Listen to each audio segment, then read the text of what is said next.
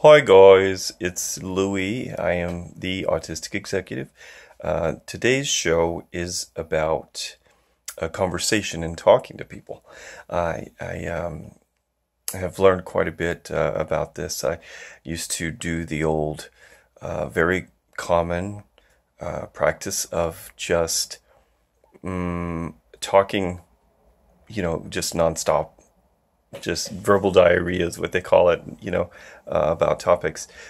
When I started getting into public speaking, and that's certainly when I started running for public office, and then I had to give speeches, it was a matter of making sure to engage the audience and give equal consideration, even if the person or your audience isn't contributing or returning anything. It's still receiving information from them.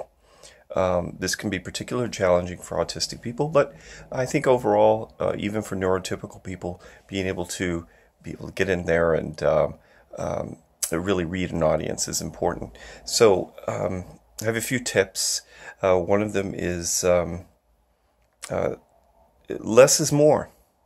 Less is more ultimately. Being able to break down before you give the speech, the talk, being able to break down the conversation into particular points that you need to make. And when having a conversation with someone, make one quick point without filling in all the details, and allow the listener to prompt you for additional details. And if they don't prompt you for additional details, you can maybe mention one or two additional items, but there's no need to give them all the information. Most people really don't want all the information. I know in my case, I have a tendency to think, well, in order for someone to make a good, solid decision, they've got to know everything. Well, the fact is that through their own motivations and experience, and maybe what they have to do to make a decision, they really don't need all of that. So just break it down to 1, 2, 3, 4 points. But when making it, especially in a conversation, be sure to make one single point, allow them to prompt or to engage you somehow else. Maybe by, nodding. And then you can, if you see their eyes roll off to the side, that sort of thing, pause, let them look back up at you, and that's an indication that they're ready to receive more information. Tell a personal story about the topic if you're giving a speech. People like to hear something that's related to that topic. That an instance, for example, of when they might have you might have been in a particular situation, and that's an anecdote, that it came in handy, or that this was in practical use. So we can take that sort of autistic idea of practical information and put it forward and say, okay, how can they use this in their everyday lives? We have our special interests, but being able to use it in the everyday world makes a fan out of that information. Emotional engagement has a tendency to make information stick.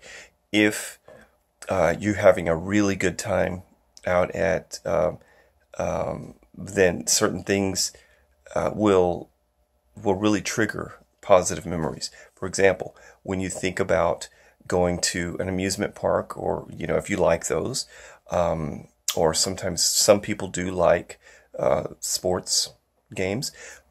If you're out at these events, what tends to make you remember these positive memories?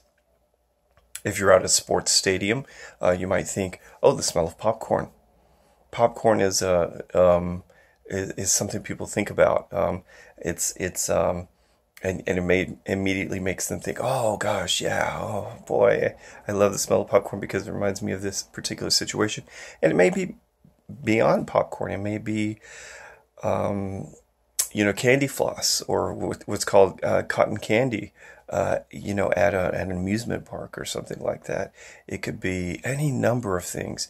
And so the idea of smells and emotional engagement, and it's certain things will pull somebody into the conversation. So using these kind of trigger words and emotional engagement tools is really good for doing good, insightful, positive speech and presentation. So I wish you luck on that. And if you have any questions, be sure and ask me. Additionally, I am taking questions about from a personal level in my own experience. So if you have any, be sure and let me know. Until next time.